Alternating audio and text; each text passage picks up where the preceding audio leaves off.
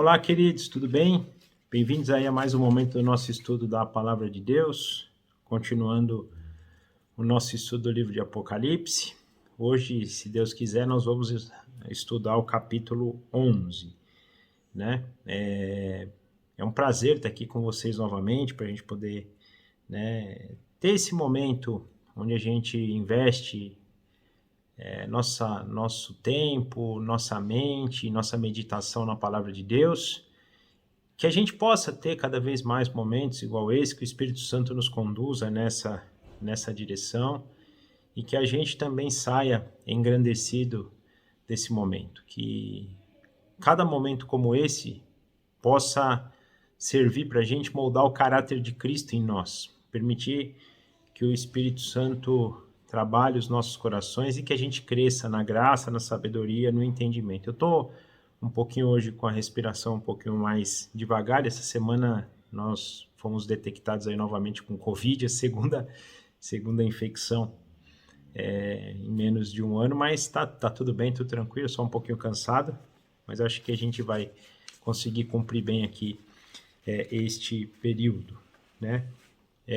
Semana passada nós tivemos a oportunidade de fazer um resumo um pouco mais completo de tudo que a gente tem visto até aqui. Então hoje a ideia é não fazer novamente, mas mostrar um pouquinho o que a gente tem visto, principalmente nessa sessão das trombetas. Lembrando que a gente tem proposto aqui uma forma de interpretação do livro de Apocalipse como se fosse um grande julgamento acontecendo na sala celestial, na sala do trono de Deus.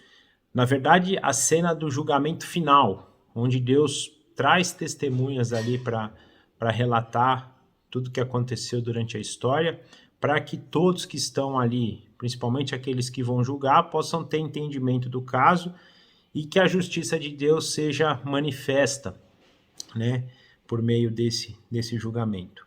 E nessa sessão de trombetas, que começa no capítulo 8, nós percebemos ali Deus mandando sinais, advertências, juízos parciais, livrinhos, profecias, para que o povo pudesse se arrepender e, se arrependendo, viessem a Deus, buscassem a Jesus por meio do Espírito Santo e encontrassem então a salvação. Então, Deus chamando a atenção por meio desses sinais do povo, para que eles pudessem se arrepender, mais ou menos como a mensagem de João Batista, né, quando Jesus vem, arrependei-vos porque é chegado o reino de Deus, é coisa muito similar a isso, né? Então as trombetas têm esse propósito. A gente viu lá, né, por exemplo, nos juízos parciais de Deus, na primeira trombeta, quando Deus então traz juízo para a terra, na segunda, juízo parcial, né? Na segunda para o mar, na terceira trombeta para as águas, na quarta trombeta para os corpos celestiais, na quinta trombeta grande aflição para a raça humana, a ponto dos homens desejarem morrer e não conseguir aí por um período de tempo, né, 5 meses, de 5 meses. Na sexta trombeta, a morte de parte dos homens, tudo isso para que a nossa atenção fosse despertada e a gente entendesse o que está acontecendo e principalmente que o juízo estava próximo. Também Deus usa aí o livrinho, a história do livrinho, que no nosso entendimento são as escrituras. Ele faz uma profecia para João, inclusive que ele diz que depois revelado para os seus servos profetas, ou seja, onde a gente até entendeu que quem busca essa revelação profética começa a entender o que é essa profecia, até porque é uma profecia provavelmente muito elevada, que o homem natural não consegue entender, mas aquele que busca por meio do Espírito compreensão para o entendimento passa a ter, porque a visão passa a ser espiritual. Então Deus, além dos juízos parciais, ele deixa um livrinho, ele deixa a profecia. E hoje nós vamos entrar no capítulo 11, ainda na continuação, nesse período entre a sexta e a sétima trombeta, com Deus dando mais advertências, agora por meio de testemunhas, por meio de um período de tempo, que é o que a gente vai ver então no capítulo 11, né? Então, nossa ideia hoje é passar. E no capítulo 11, passar por esse período. E no capítulo 11 também veremos aí o desfecho da 7ª trombeta. Com isso, fechando essa sessão de testemunho das trombetas. Porém, antes da gente entrar no capítulo 11, eu queria trazer alguns assuntos importantes aqui, porque aqui vamos nos deparar com elementos, né, de difícil interpretação, né? Na verdade, a gente tem visto que quando a gente analisa principalmente livros que as pessoas dizem aí ter literatura apocalíptica, mas não só isso, mesmo o livro dos profetas, quando a gente está olhando para o fim dos tempos, a gente começa a propor formas da gente entender e interpretar isso. Então, nós devemos interpretar isso literalmente ou alegoricamente, é uma possibilidade. Nós vimos já desde o princípio desse estudo e temos percebido, né, que podemos ter uma visão preterista ou uma visão futurista, ou seja, o que está predito já aconteceu ou vai acontecer. Se isso, o caso do exemplo de Apocalipse, né, é um livro que fala de acontecimentos sequenciais ou não, aleatórios dentro de um mesmo período, como é que a gente olha para isso, né? Como é que a gente dosa essas informações, ou então vai só para um lado, é tudo literal, é tudo sequencial, tudo já aconteceu, ou tudo vai acontecer, ou não, ou é tudo alegórico. Então, a gente vai ter que lidar com essas situações. Quando eu falei a semana passada dessa revelação que João recebeu e não lhe foi permitido falar, é por isso. Você vê, a gente recebeu aqui Apocalipse, e olha quantas possibilidades existem. De modo que, se nós não tivermos discernimento pelo Espírito, por meio de uma visão profética, a gente nunca vai entender. E mais longe, nós, né, por termos muitas limitações, a gente ainda não vai ter o entendimento pleno, porque existem todas essas possibilidades. Então a gente precisa encontrar uma forma da gente dosar isso. Primeiro, ter um relacionamento cada vez mais íntimo com Deus, porque nós vimos na passagem anterior que isso é revelado para os servos profetas, ou seja, nessa posição de serviço, nessa posição de submissão a Deus, para que como profetas ou como uma visão profética, nós possamos ter esse entendimento para dosar isso e entender. E nós vamos lidar muito com isso hoje aqui no capítulo 11. E até para que a gente possa caminhar, eu vou trabalhar o capítulo 11, né? Deus permitiu que eu trabalhasse assim, por meio da visão que eu tenho, buscando um equilíbrio. Em certos momentos é uma coisa mais literal, outras vezes eu vou usar um pouquinho de alegoria, e sempre que a gente for fazendo isso, a gente vai pontuando, né? Mas é a forma com que Deus trabalhou no meu coração. Sugiro que vocês também possam, por meio aí dos acessos que a gente tem, YouTube, Google, ou mesmo estudos, livros que a gente possa encontrar visões, outras formas. É sempre muito saudável a gente entender várias linhas de pensamento, até para a gente ir moldando essa revelação. Penso muito que a revelação ela vem de forma progressiva. E às vezes a gente fica assim, mas eu pensava assim, se eu falar isso eu vou desconstruir aquilo que eu pensava. Gente, se a gente precisar mudar aquilo que a gente um dia pensava e não era, a gente entende que não é mais daquela forma, nós temos que ter humildade para isso. Porque a nossa caminhada, o nosso crescimento, e Jesus fala muito isso, é similar a uma criança que vai crescendo, vai construindo um entendimento. Quando é adolescente já tem um entendimento um pouco mais maduro. Quando vai avançando, vai amadurecendo, até chegar numa idade tenra, que a gente gosta muito de falar de ancião, até quando for um ancião, ter provavelmente um entendimento ainda mais apurado, mais afinado, mais ajustado pelo Espírito. Então a gente tem que ter sempre essa humildade, e por isso que a gente não pode fechar portas para outras aplicações, para outras formas de entendimento. Vou citar aqui situações que eu entendo ser a minha forma de pensar neste momento, mas estou totalmente aberto para buscar novas possibilidades dentro dessa progressão de entendimento e conhecimento que Deus tem dado por meio do Espírito na minha vida, né? Mas pensando então desta forma que eu vou apresentar hoje, eu vou ter uma aplicação mais literal do que alegórica, então vai caminhar para o que está escrito aqui serem acontecimentos literais, mas em dado momento com algumas coisas alegóricas. E antes até de entrar nisso, eu gostaria que a gente pensasse também na profecia de Daniel. Falei isso a semana passada e gostaria de reforçar aqui, que a gente percebe ali no capítulo 9, no versículo 27, da 70ª semana de Daniel. Daniel faz uma profecia no capítulo 9 de 70 semanas, então essa 70ª semana é a última. Nós não temos tempo e não é o objetivo aqui falar disso, tem bastante coisa na internet sobre as 70 semanas de Daniel, então sugiro que vocês também possam procurar a respeito, mas nós vamos focar só nessa última semana. E a gente, como falamos aqui no início, tem formas de entender, tem gente que entende que essa semana já aconteceu, então é um fato passado, né? Os preteristas pensam assim, tem gente que pensa que isso vai vir no futuro, é uma forma que eu acredito. Tem essa possibilidade de ser as duas coisas. Por quê? Porque Deus ele mostra pra gente, em momentos paralelos, né, situações que acontecem para nos deixar como exemplo. Eu vou falar um pouquinho, nós vamos ver hoje sobre o aparecimento de duas testemunhas, nós vamos falar um pouquinho sobre isso. Por exemplo, a gente tem uma história de juízo e a gente tem que olhar para essas histórias para a gente entender como Deus se move, que Deus tinha duas testemunhas, no caso do Egito. Então, quando Moisés vai libertar o povo do Egito, lá do faraó, eram duas testemunhas, ele e Arão. E eles fazem, até a passagem aqui mostra, né, alguma dos sinais e prodígios que Moisés fez lá, essas duas testemunhas vão fazer aqui também. Então, às vezes Deus tem lá momentos do passado que a gente olha, mas ele estava dizendo especificamente do passado. Pode ser, mas também apontando para o futuro. Da mesma forma que Moisés e Arão apontavam para algo muito maior, como o cordeiro ali, né, que foi morto para salvar os primogênitos do povo de Israel, vai também apontar para aquilo que o Cordeiro de Deus vai fazer por nós.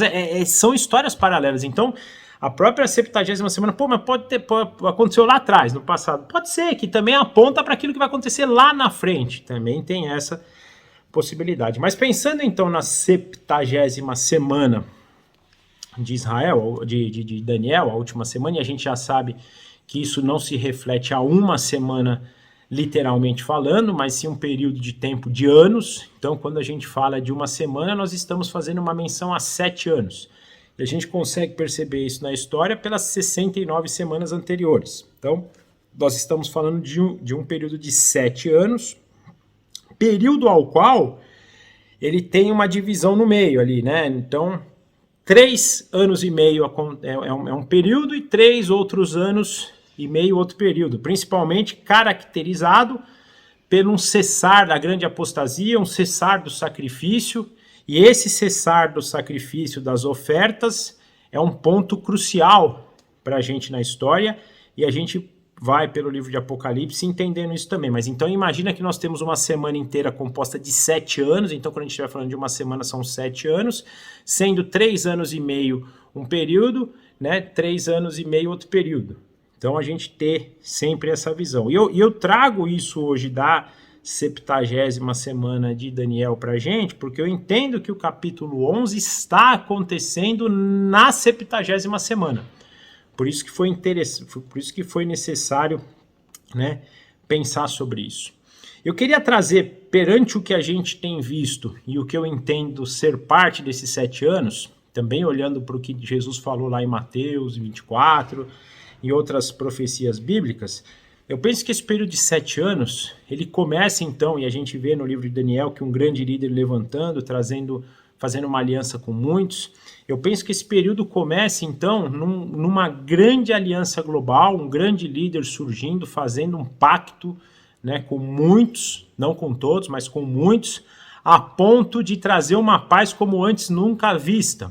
E essa paz principalmente vai estar relacionada, no meu ponto de vista, entre judeus e árabes.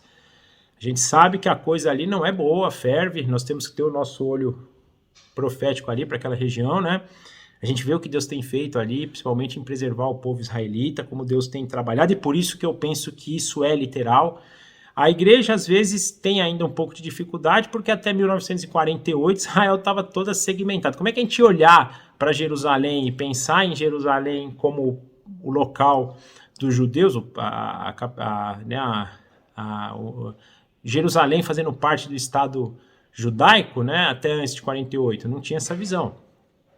Então poderia ser algo difícil da gente entender, mas hoje penso que o que Deus tem feito ali por Israel naquela região mostra que realmente a 70ª semana vai acontecer e Deus já está preparando esse caminho aí, né? Inclusive já tem até lá o Instituto de Reconstrução do Terceiro Templo, tem lá um movimento sionista muito forte, né? De Sião, né? Um sionismo muito forte, os judeus voltando ali para a região, voltando para Israel para recompor a nação ali. Então só que hoje isso é feito sobre grande tensão, inclusive na própria Jerusalém nós temos uma parte dela, que, diga-se de passagem, a parte mais importante, sobre o domínio árabe, aonde está o Domo da Rocha, onde era construído o antigo templo dos judeus em Jerusalém. Então nós temos essa tensão, e esse grande líder, penso que ele vai trazer paz a tal ponto dele conseguir conciliar essa questão de briga deles ali em Jerusalém, a ponto de perceber, a ponto de ocorrer o fato de os judeus conseguirem reconstruir novamente o templo. Então, vai ter esse grande líder que vai levantar, trazendo paz, uma paz mundial, com uma aliança com muitos, possibilitando Israel reconstruir o templo. Eles vão reconstruir, vão voltar a fazer sacrifícios ali, a adorar no templo de Deus. Isso num período aí de 3 anos e meio. No final desse período de 3 anos e meio, então, há uma grande apostasia, a besta. Nós não vamos investir muito tempo aqui na tríade, no quarteto do mal, porque nós vamos falar a partir do próximo capítulo, né? Mas Satanás, junto com o anticristo e o falso profeta, eles vão promover, então, lá desolação que chama, né? A assolação do templo. Eles vão cometer um sacrilégio lá, e isso vai ser um rompimento, então, com os judeus. Só lembrando o seguinte, nesse primeiro período de 3 anos e meio, eu entendo que a igreja não está dobrada a esse grande líder, ela reconhece esse grande líder como, né, aquele enviado por Satanás, e está sendo perseguida, mas está proclamando o evangelho. Não é que a igreja está sendo acuada, escondida, não, ela está proclamando o evangelho, né, desses 3 anos e meio.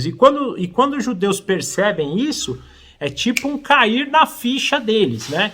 E vai também cair a ficha de muita gente, como a gente viu nos selos, vai ter um grande avivamento. Aí, os próximos 3 anos e meio antes da volta de Cristo, vai ser o período da grande tribulação, com 2 cenários, muito sofrimento, muita condenação parcial, muito juízo parcial, mas também depois um juízo final, mas principalmente um período onde vai haver um grande avivamento do povo israelita e um grande avivamento da própria igreja, do próprio cristianismo, porque apesar hoje da gente ter um cristianismo espalhado no mundo, a gente sabe que é um cristianismo também da boca para fora. Não são, né, penso que grande parte aí dos ditos cristãos hoje não entenderam quem é Jesus, não sabem realmente que o precisam como Senhor e Salvador da vida deles. Então naquele período vai ter também um grande avivamento, né, da igreja, que são 144 mil selados que nós vimos nos selos, como aqueles que estavam vestidos de branco, grande multidão vestidos de branco, ou seja, um grande avivamento naquele período. E aí eu citei na época, e tenho citado, que na verdade são avivamentos do bem, como também um acentuamento, um crescimento grande do avivamento do mal, aqueles que entendem o contrário, que Deus é injusto, que não existe, ou que Deus não existe, ou que vão se dobrar aí diante do anticristo, um avivamento do mal que vai também produzir grande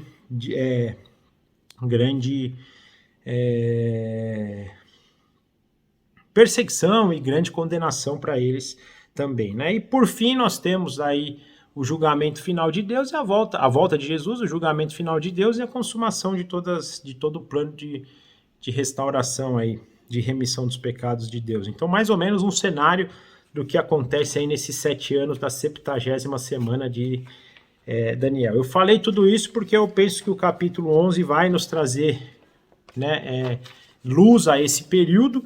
Então, seria importante a gente ter primeiro essa apresentação para depois poder entrar, então, no capítulo 11 do livro de Apocalipse. E eu vou ler num primeiro momento do versículo 1 ao versículo 14, que é essa última sessão antes da 7ª trombeta. Então, Apocalipse 11, dos versículos 1 ao versículo 14. Só de novo aproveitando, vamos orar para que Deus nos abençoe no entendimento desse momento. Papai, obrigado por mais uma vez o Senhor nos permitir estar diante do Senhor, da Tua palavra, do Teu Espírito nos enchendo cada vez mais, do Senhor, Senhor Jesus, que está sempre conosco. O Senhor nos garantiu que estaria conosco até o fim dos tempos, e o Senhor assim está, e nós sentimos a Tua presença aqui hoje. Nos dirija, por favor, nesse estudo, que a gente possa sair engrandecido e cada vez mais parecidos com o Senhor. Nós entregamos este momento nas Tuas mãos, agradecidos em nome de Jesus. Amém. Então, Apocalipse 11, do versículo 1 ao versículo 14. Deram-me um caniço semelhante a uma vara de medir e me disseram: vá e meça o templo de Deus e o altar, e quantos adoradores que ali estiverem. Exclua, porém, o pátio exterior, e não o meça, pois ele foi dado aos gentios. Eles pisarão na cidade santa durante 42 meses. Darei poder às minhas 2 testemunhas, e elas profetizarão durante 1272 dias. E 70 dias, não tem 2 não, tá? Falei 2 a mais. Vestidas de pano de saco. Estas são as 2 oliveiras e os 2 candelabros que permanecem diante do Senhor da terra. Se alguém quiser causar-lhes dano, a boca deles sairá fogo que devorará os seus inimigos. É assim que deve morrer qualquer pessoa que quiser causar-lhe dano. Estes homens têm poder para fechar o céu, de modo que não chova durante o tempo em que estiverem profetizando, e têm poder para transformar a água em sangue e ferir a terra com toda sorte de pragas quantas vezes desejarem. Quando tiverem terminado o seu testemunho, a besta que vem do abismo os atacará, e irá vencê-los e matá-los. Os seus cadáveres ficarão expostos na rua principal da grande cidade, que figuradamente é chamada Sodoma e Egito, onde também foi crucificado o seu Senhor. Durante 3 dias e meio, gente de todos os povos, tribos, línguas e nações contemplarão os seus cadáveres, e não permitirão que sejam sepultados. Os habitantes da terra se alegrarão por causa deles e festejarão, enviando presentes uns aos outros, pois os 2 profetas haviam atormentado os que habitam na terra. Mas depois de 3 dias e meio, entrou neles um sopro de vida da parte de Deus, e eles ficaram em pé. E um grande terror tomou conta daqueles que os viram. Então eles ouviram uma forte voz dos céus que lhe disse: subam para cá. E eles subiram para os céus numa nuvem, enquanto os seus inimigos olhavam. Naquela mesma hora, houve um forte terremoto, e 1/10 da cidade se ruiu. 7.000 pessoas foram mortas no terremoto. Sobreviventes ficaram aterrorizados e deram glórias ao Deus dos céus. O segundo ai passou, o terceiro ainda virá. Então, até aqui a palavra de Deus. Nós percebemos aqui na continuação agora, né? João recebe uma varinha de medir, né? É um caniço, né? Para poder medir. Na verdade, caniço na outra aqui é vara mesmo, né? 1 metro, digamos assim, para ele medir. E por que eu acho importante isso, né? Para a gente ter ideia é o seguinte, só voltando, né? Vou interpretar isso aqui muito mais literalmente, como que vai acontecer realmente nesse final, né? Para que a gente tenha esse entendimento. Então ele vai medir lá, e aqui, apesar de o templo ser literal, o que ele está mostrando figurativamente para João é o seguinte: vai ser reconstruído um templo. Por isso que ele fala, mede lá. Vai ter o espaço para os judeus, que são os responsáveis pela construção, são eles que idealizam, né, a construção do templo, que ministram e que fazem, né, o sacrifício. Inclusive, se a gente for ver na história de Israel, aí a gente tem visto, eles já têm até os levitas formados, todas as roupas, eles estão ansiosos para poder voltar. Imagina 2000 e poucos anos sem poder sacrificar, e agora vão, 2000, né, vão poder sacrificar de novo. Eles estão ansiosos para isso. João está mostrando aqui para a gente. Vai lá e mede para você saber que esse templo é real, ele vai ser construído naquele período da grande tribulação, né? E uma coisa importante é que a gente vê os adoradores que tem lá, e tem um pátio externo que é dado aos gentios. E aqui, vou repetir, eu penso que isso está acontecendo nos primeiros 3 anos e meio, antes da profanação ali do templo. Então, os adoradores estão ali adorando, fazendo seus sacrifícios, suas ofertas, e tem um pátio externo para os gentios. Aqui também, penso ser... Só um minuto... desculpa, aqui tocou aqui. Penso ser dessa grande aliança que esse grande líder vai fazer, né? E uma forma de poder conciliar, né? De permitir então que Israel pudesse reconstruir. Vai ter espaço para os judeus, vai ter espaço para os gentios também. Os gentios ficam do lado de fora, não vão, como a gente já viu na lei lá de Moisés, como acontecia já anteriormente, ter essa separação, mas vão ter muitos gentios ali também, né? Os gentios pisarão na cidade também. E aí deixar claro aqui pra gente ainda, né, no versículo 1, que isso acontece por 42 meses. Traduzindo 42 meses por anos, né, a gente vê que são 3 anos e meio, né? Então, esses primeiros 3 anos e meio, a reconstrução do templo, volta-se a adoração, os próprios gentios vão estar pisando ali de forma física. Por isso que eu penso que João está aqui medindo para mostrar, isso vai acontecer. Não é algo alegórico, tá? Não eu vendo aqui, quando a gente estuda, a gente fala, mas isso não tem a ver com o templo físico, é nós agora como templo, Jesus. Aí tem várias possibilidades, mas... na minha modesta opinião, isso é real nesse período da 70ª semana, e a reconstrução do templo com os judeus ali, com os gentios ali, durante um período de 3 anos e meio, mostrando aqui que isso acontece, isso para nós é deixado como testemunho do versículo 1 ao versículo 2. E nesse mesmo período, e lá na grande cidade, vão ter 2 testemunhas. Testemunhas que estarão ali, né, profetizando em nome de Deus e com muito poder, com muita força, com muita autoridade. Então nós percebemos ali, né, versículo 3, né, 2 testemunhas. Aqui, aí começa, mas quem são essas 2 testemunhas? Ele nos dá aqui no versículo 3 2 características, né, 2 oliveiras e 2 candelabros. Se a gente for pensar a nível do que a gente tem estudado de simbologia, candelabros, até como vimos no começo do livro de Apocalipse, isso é a igreja, né? E oliveira, a gente sabe que hoje é o povo de Deus, mas começa na nação de Israel, né? Que Israel é a oliveira brava lá, é a oliveira que, mas é que depois a gente, como gentil, entra também nela, né? Mas penso aqui que tem a ver, alguém relatado, algumas pessoas até fazem essa ligação, é o Antigo e o Novo Testamento, é da Antiga Aliança, da Nova Aliança, né? E pensando a nível também de 2 pessoas físicas, eu encontrei comentaristas que falaram, é Enoque e Elias, porque eles não morreram, então eles foram guardados para esse momento, para que pudessem dar esse testemunho. Outros falam que pode ser Moisés e Elias, né? Elias porque tem o relato lá de Malaquias, da volta dele antes da volta de Cristo, tem o fato dele, de Moisés e Elias, de obras que eles fizeram, né? Então, Moisés feriu as águas com sangue, Elias fez cessar a chuva, então também dando essa impressão. Então há várias possibilidades de quem são essas testemunhas. Eu gostaria de pensar para a gente que são 2 testemunhas, indiferente de quem seja. Naquele período de 3 anos e meio, eles não vão estar adorando livremente. Ali na porta da cidade vão ter 2 testemunhas chamando a atenção deles.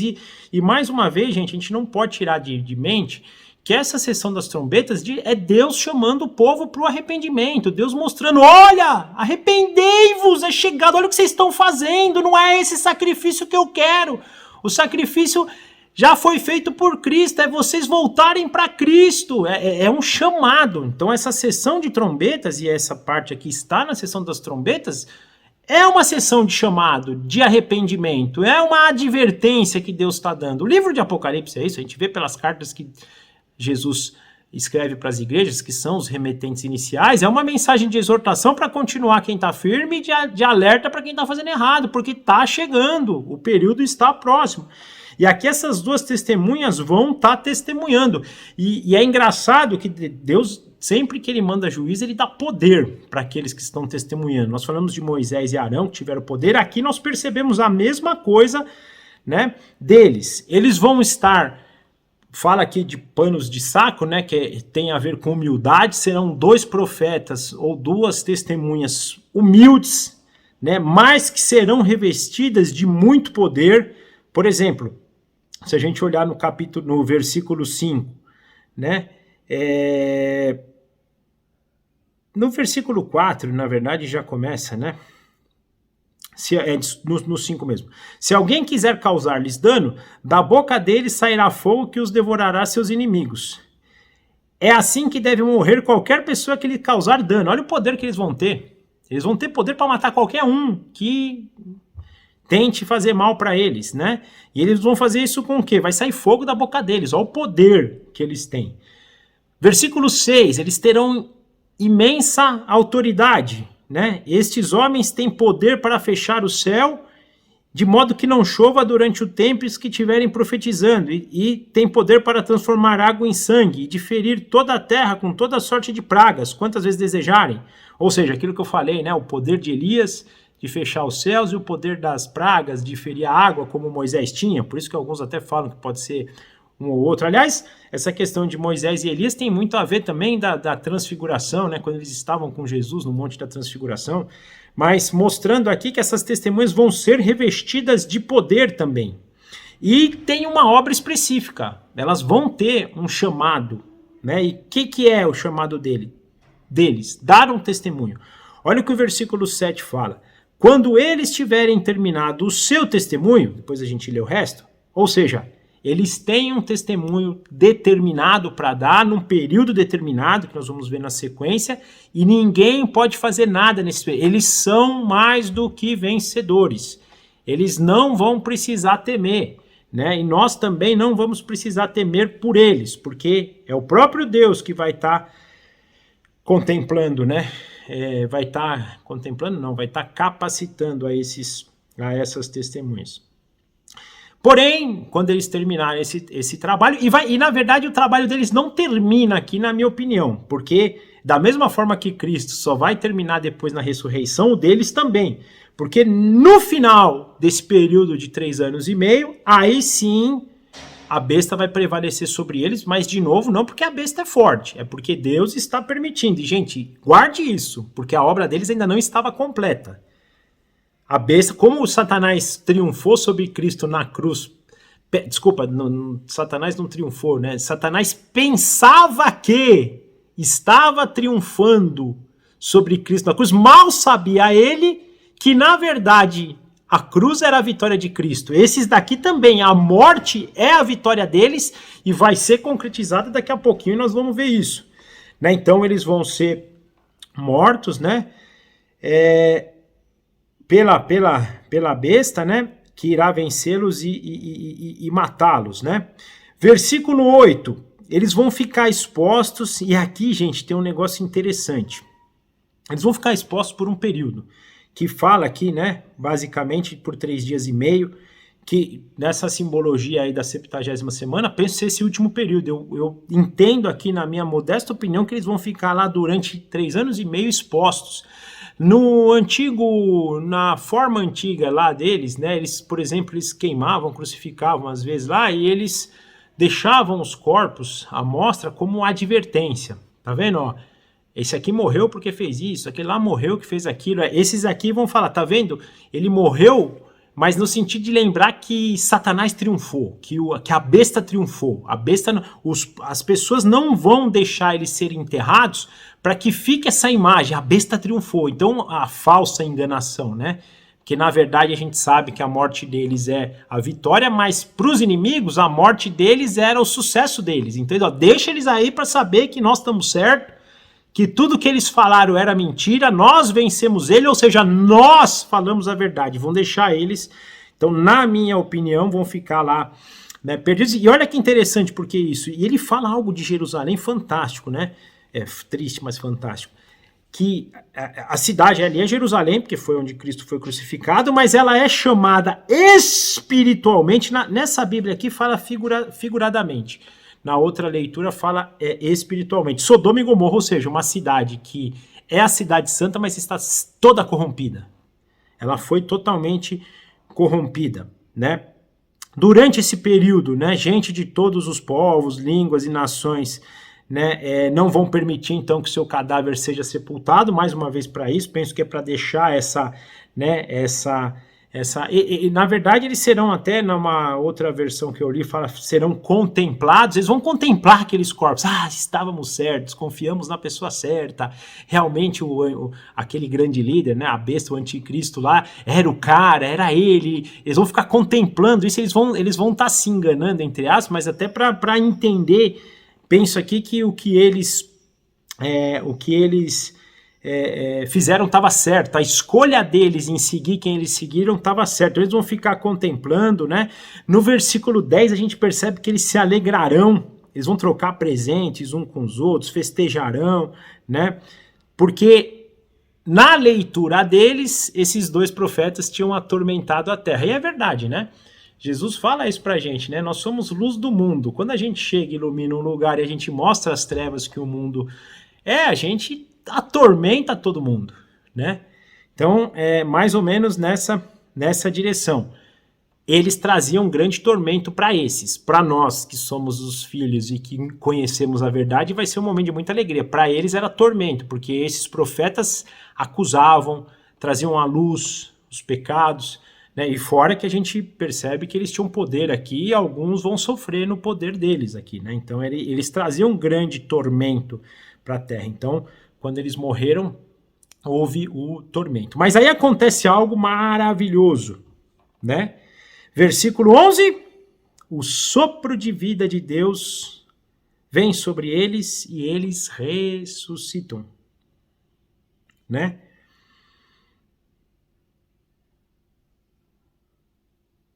E sobem para o céu.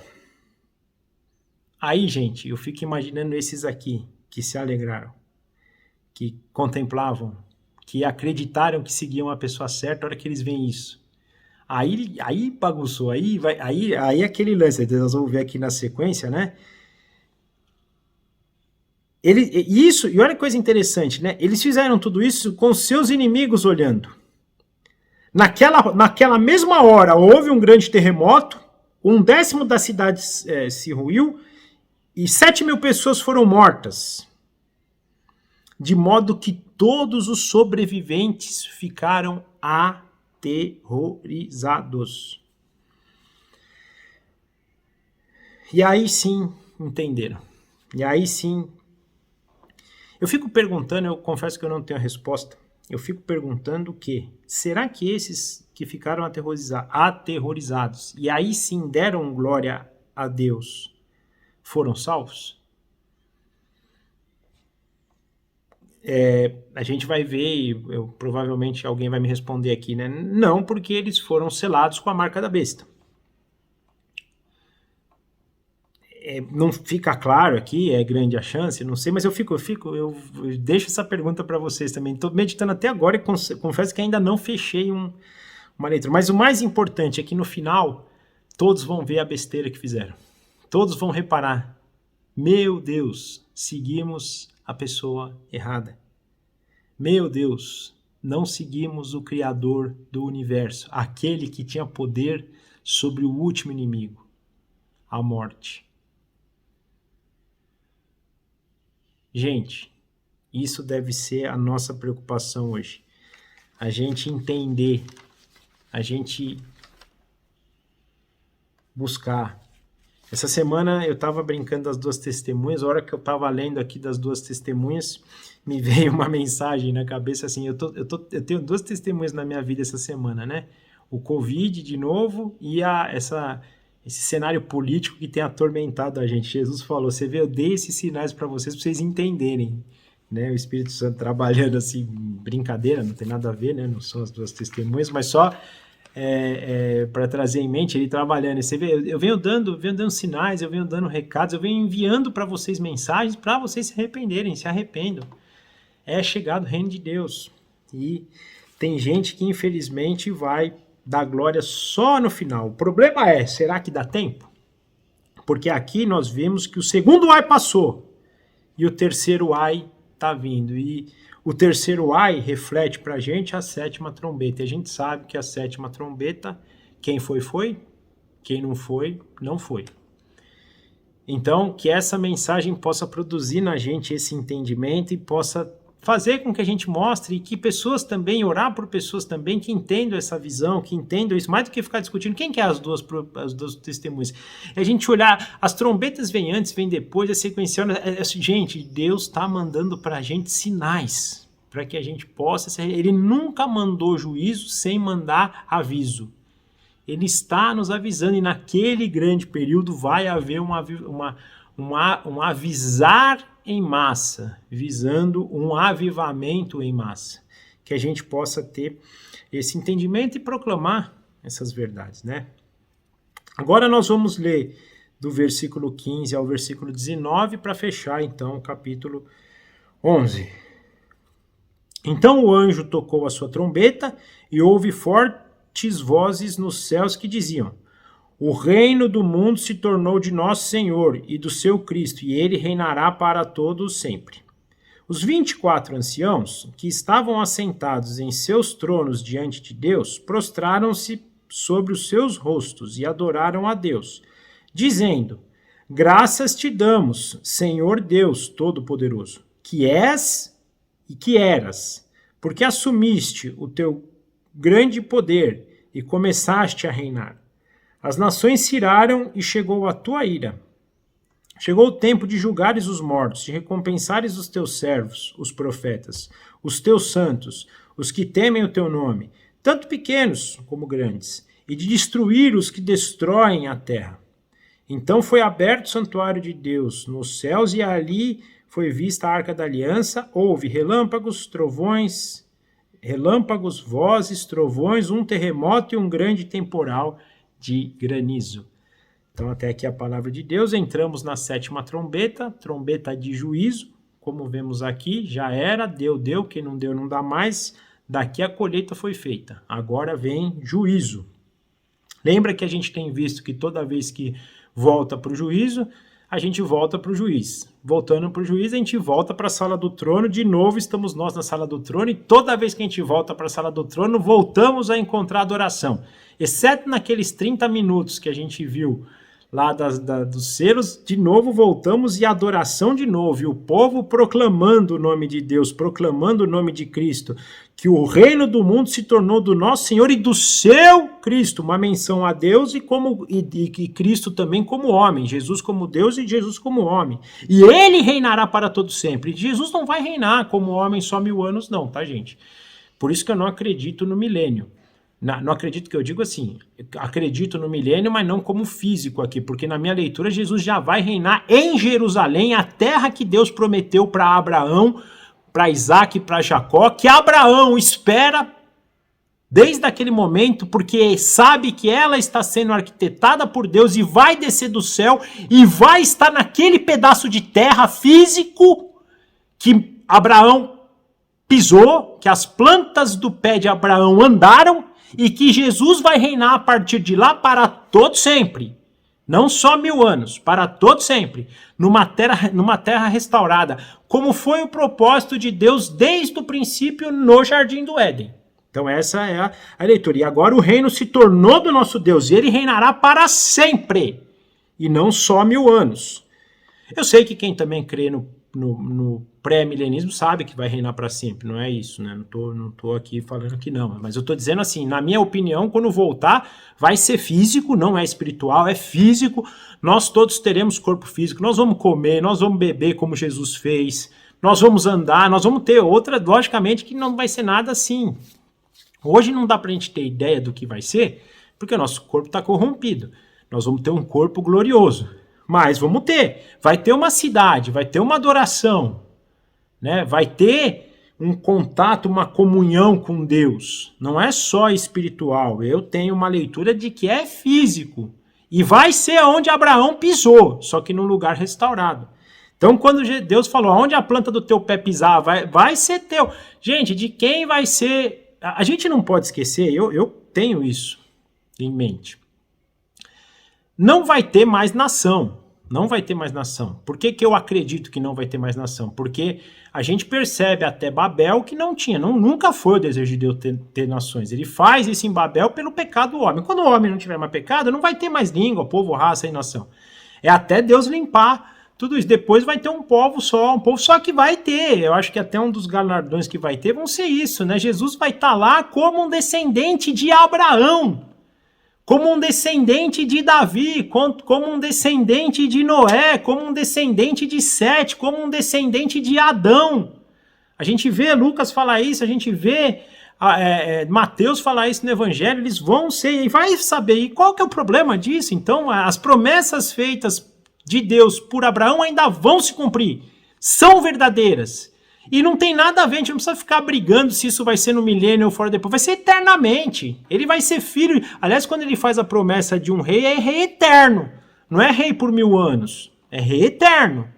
Por isso que eu tenho essa visão. Então Jesus aqui vai reinar para sempre. Os 24 anciãos, mais uma vez, se prostram e adoram, né, e nos dão aqui informações importantes, né? A adoração dos 24 anciãos que somos nós é interessante, né? O Deus Todo-Poderoso. Uma coisa importante para a gente, né, que a gente às vezes pensa, né, é engraçado, né? Mas por que o reino está sendo de Deus de novo? Porque a gente fica, às vezes, paradoxal para a gente, a mesma coisa da onipresença de Deus. Né? Pô, mas Deus está aqui agora, tá? Por que você fica falando para a gente proclamar a presença de Deus? Deus está em todos os lugares e ele é onipresente, mas Deus escolhe alguns lugares para revelar a tua glória. A gente percebe isso, por exemplo, Deus não estava, quando Salomão constrói o templo, ou quando Deus estava com Moisés, ou quando enche o tabernáculo lá de Davi, que seja, Deus estava na terra inteira, mas a glória dele estava sendo revelada ali no tabernáculo, ali no templo, lá no Monte Sinai. Deus tem um lugar que ele revela a sua glória. Então, é um paradoxo. Ele está em todos os lugares ao mesmo tempo, mas em alguns lugares ele revela a sua glória. A mesma coisa, Deus está reinando desde sempre, sempre esteve. Só que dentro desse paradoxo, em algum momento, o poder de Deus aqui na Terra foi... não é o poder de Deus, deixa eu melhorar minha colocação, porque eu já ia ver que eu ia falar besteira. Deus, então, tem todo o seu poder, tem todo o seu reinado, mas em dado momento ele permite que o governo, melhor dizendo, o governo aqui da Terra seja transferido para Satanás. Por quê? Porque o homem ao qual Deus tinha escolhido para reinar com ele peca e por isso, por causa do pecado do homem, quem influenciou passa a ter esse domínio. Então esse domínio que veio, né, permitido por Deus a Satanás por um período de tempo, agora aqui está sendo devolvido para Deus, só que agora por meio do seu Cristo. Porque vai ser um reinado, paradoxal para a gente entender isso também. Mas como é que pode Jesus Deus e Jesus homem? Jesus é perfeitamente Deus e perfeitamente homem. Eu confesso que muitas vezes eu penso, medito, às vezes é difícil fechar essa conta. Mas aí não tem jeito, tem hora que a gente tem que entender que o justo vive pela fé. Eu só sei explicar para vocês, ele é perfeitamente Deus, ele é perfeitamente homem, né? E creio nisso, ponto. E como homem e perfeitamente homem, pleno do Espírito Santo, até para a gente entender também o tamanho do ministério do Espírito Santo, que é quem enche o homem Jesus, né? Que faz essa perfeitamente homem de Jesus, para a gente ter esse entendimento. E aí é uma coisa linda, né? Que é esse relacionamento de Deus Pai, Deus Filho, eles estão sempre unidos, sempre juntos, Deus Pai também se relacionando. Acho que vocês até devem ter percebido, já que tantas vezes eu falo sobre isso, e às vezes até eu mesmo me embanano às vezes, porque é tão maluco entender tudo isso, que tem hora que é uma coisa, mas o que importa é que o relacionamento deles é tão perfeito, isso com o homem Jesus também, né? E a gente tem que ter isso muito claro. E esse homem aqui agora que vai passar a reinar, esse poder que por um período de tempo esteve na mão de Satanás aqui na terra, poder conferido permitido pelo próprio Deus, agora é transferido para o seu filho plenamente, que hoje já tem esse poder também, mas ainda não exerce plenamente aqui na terra, porque o dia que ele fizer isso, ele tem que tocar a 7ª trombeta. Quando tocar a 7ª trombeta, ele não tem mais escolhido. Então esse é o grande cenário. Mas agora ele, voltando aqui dos anciãos, né, então ele fala aqui, né, porque você assumiu com grande poder e começaste a reinar. As nações se iraram, tentaram, buscaram, fizeram de tudo para que isso não fosse verdade, mas não conseguiram, porque esse dia chegou e o dia da tua ira, e por ter recebido o reino, você também tem o direito de reinar e julgar. Você vai julgar os mortos, recompensando e trazendo condenação. Recompensando os servos, profetas, primeira coisa. Recompensando os justos, os santos, né, perdão. Então os servos, os profetas, os santos, os que temem seu nome, quatro aqui, né, classes. E não importa o tamanho, tanto os grandes quanto os pequenos. Então fique em paz. Não é assim, se eu for grandão, não importa, vai ser recompensado. Servos, profetas, santos, os que temem o nome de Deus, os pequenos, os grandes, todos esses participarão da recompensa. Como também vai destruir todos aqueles que destroem a terra, trazer condenação sobre eles. Então agora vem o grande julgamento. Na verdade aqui, como a gente tem proposto, né, no livro de Apocalipse, que é essa cena desse grande julgamento, agora vem a sentença, agora vem o bater o martelo ali e posteriormente o cumprimento da pena, né? E no versículo 19, vemos de novo essa cena e a consumação começa a ser feita, mais uma vez voltando para a glória de Deus sendo derramada e mostrada aqui para a terra, porque ali vai ser aberto esse santuário de Deus, todos vão poder ver isso aí, vão ver a Arca da Aliança, e aqui tem um dado interessante, houve relâmpagos, vozes, trovões, um terremoto e um grande temporal. Aqui a gente tem proposto isso, né, como essa manifestação da glória de Deus, das alianças dele e da sua glória sendo revelada aqui para toda a criação. Mas uma coisa interessante é que a gente vai percebendo um incremento aqui, né, de coisas. Por exemplo, se a gente pegar capítulo 5, quer ver? Que a gente vê a primeira vez aqui, a gente percebe aqui que ele fala primeiro vozes, trovões, né?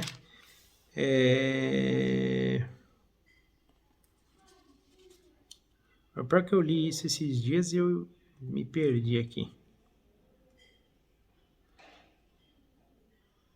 Depois eu passo para vocês, mas aqui no 4 ele fala vozes e trovões. Quando ele vai para os selos, que aí é no 7º selo, né?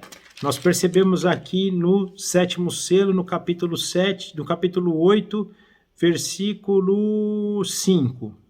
Então o anjo pegou incensário, encheu com fogo no altar, lançou sobre a terra e houve trovões, vozes, relâmpago e um terremoto.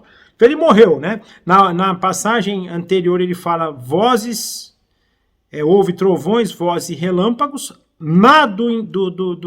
Do selo ele fala um terremoto, acresce um terremoto, e agora ele acresce um temporal de granizo. Então no versículo 19 ele fala, houve relâmpagos, vozes, trovões, um terremoto e um grande temporal de granizo. O que eu quero chamar a atenção da gente sobre isso? Esses avisos que Deus tem dado para a gente, tem dado para a raça humana, eles vão aquecendo. Lembra que eu falei na semana passada que um julgamento ele começa num ritmo, né, um pouco mais lento, vai se conhecendo o caso, aí vão vindo testemunhas mais fortes, a história vai se moldando, a coisa vai ganhando forma, e aí isso vai aquecendo, né, os ânimos vão se exaltando também, e vai ficando cada vez mais intenso, ou seja, quanto mais perto do final do julgamento, mais intenso ele está, e mais os sinais vão aparecendo. Deus aqui está mostrando para a gente, né, esse incremento dessas várias sessões, mostrando, olha, eu vim aumentando o tom,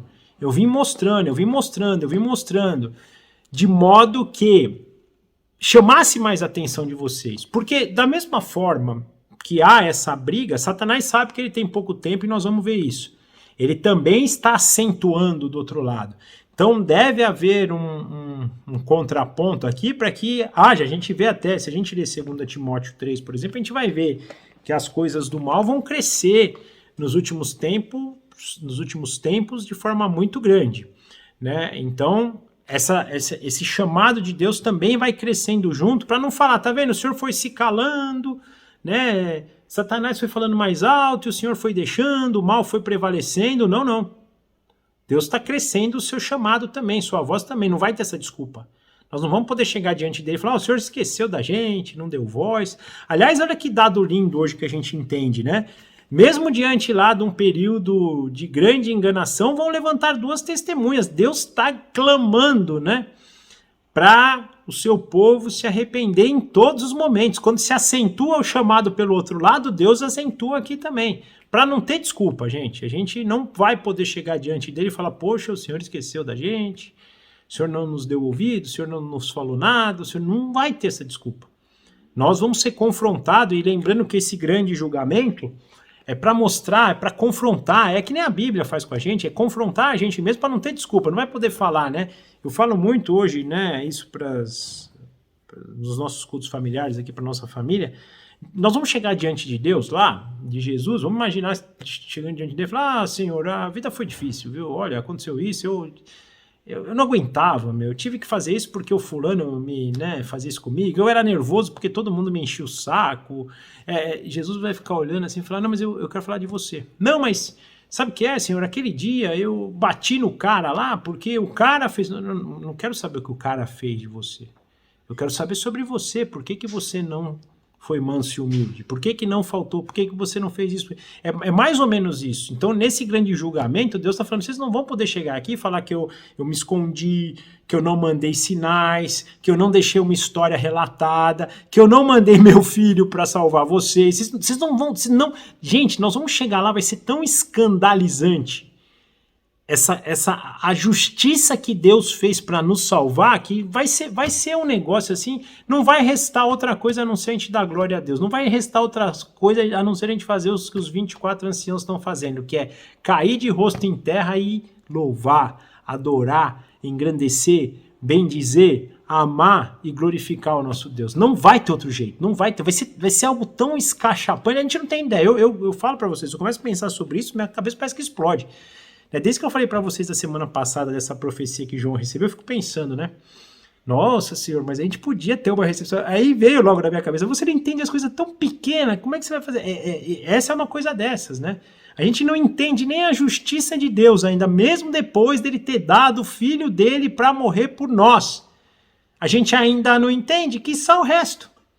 Aí me voltou a humildade, deveria ter voltado a humildade, e falar, não tem jeito mesmo, é só realmente com a plenitude do Espírito, né?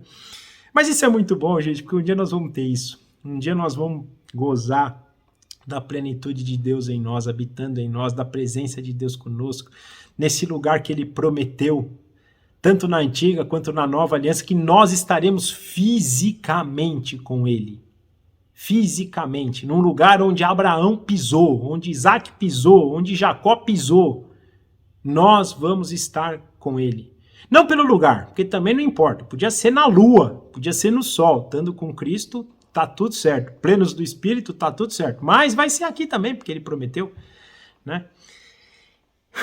Era isso que a gente tinha por hoje, muito obrigado mais uma vez aí por vocês estarem aqui com a gente, que a semana que vem a gente possa retornar e, se Deus quiser, a gente tenha entendimento aí de tudo que Deus tem falado por nós. Desejo a todos vocês amanhã que tenham muito boa consciência, né, do voto, que independente de quem vocês votem, e o voto é uma coisa muito particular, não caiam nessas ideias aí de que é cristão ou não é, por votar nesse, por votar naquele. Orem. Se entreguem ao Senhor no dia de hoje. Se entreguem até se precisar anular voto.